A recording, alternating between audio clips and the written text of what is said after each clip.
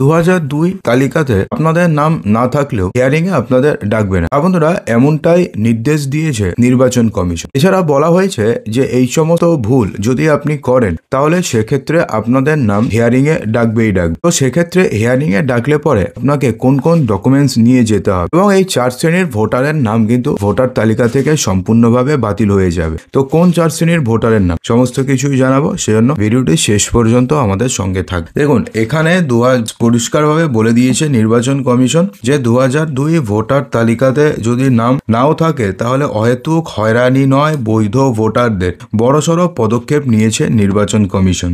2002 voter তালিকায় ভোটারের নাম যদি না থাকে তাহলেও কোনো রকমের বৈধ ভোটারকে হয়রানি নয়। তালিকায় হার্ড কপিতে সেই ভোটারের নাম রয়েছে কিনা সেটা খতিয়ে দেখতে হবে ইআরওকে। হার্ড কপিতে যদি নাম থাকে তাহলে সেই বৈধ ভোটারকে অযথা শুনানিতে না ডাকার প্রস্তাব জাতীয় নির্বাচন কমিশনকে ইতিমধ্যে জানিয়ে দিয়েছে সিইও দফতর। অর্থাৎ কোনো বৈধ ভোটারের নাম যদি 2002 এর তালিকাতে নাও থাকে এবং তার পরিবারের কারোর নাম যদি 2002 এর তালিকাতে থাকে তাহলে সেক্ষেত্রে সেই ভোটারকে অযথা হয়রানি করা যাবে না। অর্থাৎ সেই ভোটারের নাম 2002 এর তালিকাতে নেই কিন্তু তার আত্মীয়র নাম রয়েছে, তো সেই ভোটারকে অযথা ডাকা সেটা চলবে না, এমনটা কিন্তু স্পষ্টভাবে জানিয়ে দিয়েছে নির্বাচন কমিশন। দেখুন, বলা হয়েছে যে রাজ্যের অধিকাংশ বুথেরই 2002 সালের ভোটার তালিকা ডিজিটাইজ করা হয়েছে, কিন্তু কিছু কিছু বুথের তালিকা না পাওয়া যাওয়ায় সেগুলো আপলোড করা সম্ভব হয়নি। অর্থাৎ এমনটা আমরা অনেক জায়গায় দেখছি যে যে সমস্ত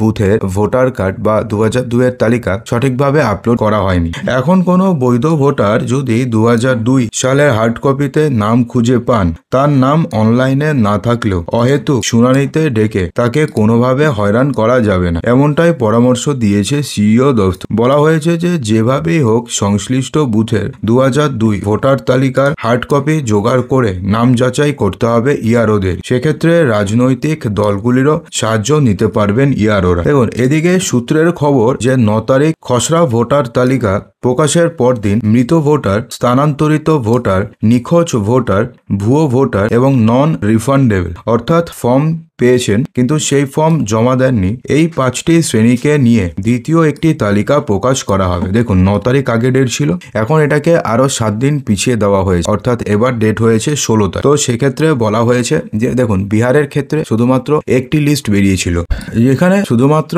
যারা যারা এনুমারেশন ফর্ম জমা দিয়েছিলেন তাদের লিস্টই ছিল, অর্থাৎ তাদের নামই ছিল। কিন্তু এবার পশ্চিমবঙ্গ সহ যে 11টি রাজ্যে বর্তমানে এসআইআর চলছে, তো সেক্ষেত্রে দুটো তালিকা প্রকাশ করা হবে। একটা তো খসড়া তালিকা তো প্রকাশ করা হবে, একটা হচ্ছে খসড়া তালিকা, এবং দ্বিতীয় যে একটি তালিকা তৈরি হবে সেখানে কি থাকবে, সেখানে মৃত ভোটার, স্থানান্তরিত ভোটার, নিখোঁজ ভোটার, ভুয়ো ভোটার এবং নন রিফান্ডেবল অর্থাৎ যারা ফর্ম পেয়েছেন কিন্তু ফর্ম জমা দেননি, এই 5টি শ্রেণীকে নিয়ে দ্বিতীয় একটি তালিকা প্রকাশ করা হবে। এই দ্বিতীয় যে তালিকাটি হবে, এই দ্বিতীয় তালিকা থেকে স্পষ্ট হবে যে আসন্ন বিধানসভা নির্বাচনের আগে ঠিক কত জনের নাম বাদ পড়তে। সিইও দফতর থেকে ইতিমধ্যে কড়া নির্দেশ দেওয়া হয়েছে জেলার নির্বাচনী আধিকারিক। সেখানে মুখ্য নির্বাচনী আধিকারিক যিনি রয়েছেন তিনি পরিষ্কারভাবে জানিয়েছেন যে 4 ডিসেম্বরের মধ্যে এনুমারেশন ফর্ম জমা যদি না দেওয়া হয় সেক্ষেত্রে সেই সমস্ত ভোটার অসংগৃহীত শ্রেণীতে পড়বেন। এক্ষেত্রে 4 ডিসেম্বরের জায়গায় এক্ষেত্রে এখন 11ই ডিসেম্বর হবে। অর্থাৎ 11ই ডিসেম্বরের মধ্যে কেউ যদি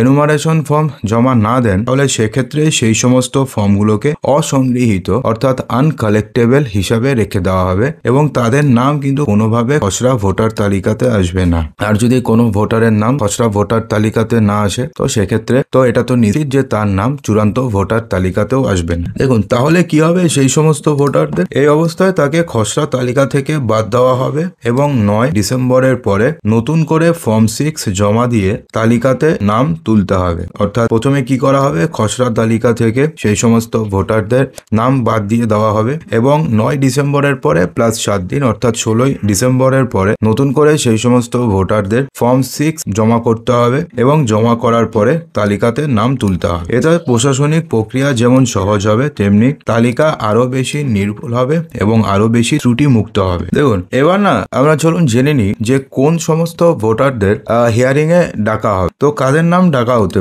2002 সালের তালিকাতে যাদের নাম নেই তারা যে তথ্য জমা দিচ্ছেন ইয়ারও যদি মনে করেন যে তাদেরকে ডেকে তারা পাঠাতেই পারে। তখন যে ওই 11টি নথির কথা বলা হয়েছে সেই 11টি নথির মধ্যে একটি নথি দেখাতে হবে। অর্থাৎ 2002 সালের তালিকাতে যদি আপনাদের নাম থাকে এবং সেক্ষেত্রে ইয়ারও যদি মনে করেন যে তিনি যে তথ্য দিয়েছেন অর্থাৎ সেই ভোটার যে তথ্য দিয়েছেন সেই তথ্যে যদি কোনো প্রকারের ভুল থাকে, যদি মনে করে ইয়ারও ভুল রয়েছে, তাহলে সেই সমস্ত ভোটারদের ডেকে পাঠাতে পারে অর্থাৎ হিয়ারিং এ ডাকতে পারে নির্বাচন কমিশন। এবং এছাড়া যাদের 2002 এর তালিকাতে যাদের নিজেদের নাম নেই এবং যাদের পরিবারের কারোরই নাম নেই তাদের হিয়ারিং এ ডেকে পাঠাবে কমিশন। অর্থাৎ সেক্ষেত্রে তো 2002 এর তালিকাতে যদি নাম না থাকে এবং যদি পরিবারের কারোর নামই যদি না থাকে তাহলে সেক্ষেত্রে তাদেরকে যে হিয়ারিং এ ডেকে পাঠাবে সেটা তো 100% ঠিক। সেখানে বৈধ ডকুমেন্ট হিসাবে আধার কার্ড নিতে হবে। আধার কার্ড ছাড়া বাকি যে 11টি নথির কথা নির্বাচন কমিশন বলেছে, তো কি নথি এই নিয়ে আমরা অলরেডি অনেকগুলো ভিডিও করে দিয়েছি,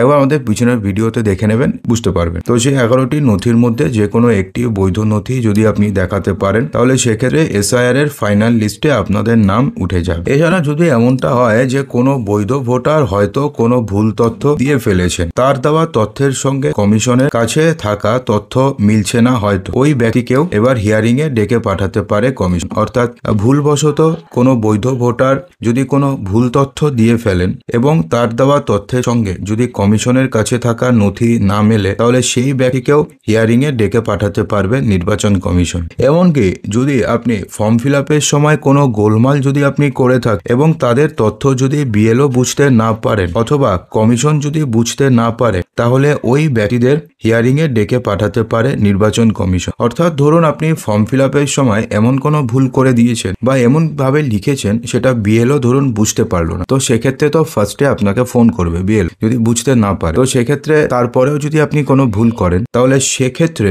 আপনাকে হিয়ারিং এ ডেকে পাঠাতে পারে নির্বাচন কমিশন। এছাড়া যদি আপনি কোনো মাইনর মিস্টেক করে ফেলেন, ধরুন আপনি ব্যক্তিগত তথ্য অথবা জন্ম তারিখে যদি আপনি ভুল করেন, ফর্মের উপরের অংশে থাকা ব্যক্তিগত তথ্য যেমন জন্ম তারিখ, আধার নম্বর অথবা ফোন নম্বরের ভুল সাধারণত এসআইআর ড্রাফট লিস্টে কোনো প্রভাব ফেলে না। তার কারণ হচ্ছে এই তথ্যগুলো সরাসরি সেখানে আপডেট হয় না। তো সেই জন্য জন্ম তারিখে যদি আপনি ভুল করে থাকেন তাহলে পরে বা জানা যদি না থাকে তবে সেটি লিখুন, জানা থাকলে পরে, যদি জানা না থাকে তবে আধার কার্ডে যে তারিখ উল্লেখ করা আছে তা আপনি ব্যবহার করতে পারবেন, ঠিক আছে। আর যদি ঐচ্ছিক আধার কার্ডটি হচ্ছে ঐচ্ছিক বিষয়, যদি সঠিক নম্বর জানা থাকে তবেই লিখুন। ভুল নম্বর দিলে বিএলও অ্যাপে রং আধার নাম্বার দেখাবে এবং তা গ্রহণ করা হবে না। তাই সন্দেহ থাকলে এই ঘরটিকে ফাঁকা রাখাই বুদ্ধিমানের কাজ। ফোন নাম্বার কি করবেন, ফোন নাম্বারেও যদি আপনি কোনো ভুল করেন তাহলে সেক্ষেত্রে আপনাকে ডাকবে না, এটা মাইনর মিস্টেক। যদি আপনার ফোন নম্বর জানা থাকে তাহলেই দেবেন, অন্যথায় দেওয়ার প্রয়োজন নেই। তবে সঠিক নম্বর দিলে প্রয়োজনে বিএলও আপনার সাথে যোগাযোগ করতে পারবেন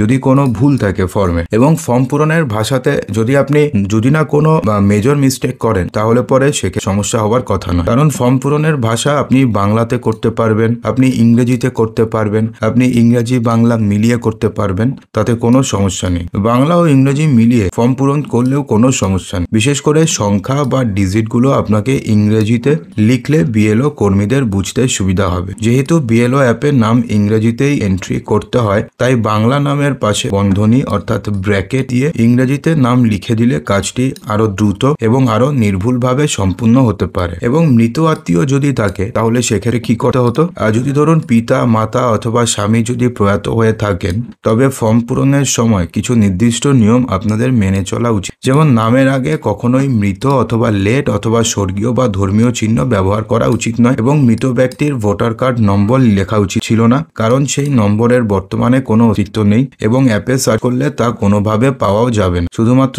তাদের নাম লিখুন এবং ভোটার কার্ডের ঘরটিকে ফাঁকা রাখুন। এবং পারিবারিক সম্পর্কের মধ্যে শুধুমাত্র বাবা মা ঠাকুরদা এবং ঠাকুমা এবং দাদু দিদা এই 6টি সম্পর্ককেই ধরা হচ্ছে। বাকি সম্পর্কে যদি আপনাদের কেউ থাকে তাহলে সেক্ষেত্রে আপনি লিখতে পারেন, আর যদি না থাকে তাহলে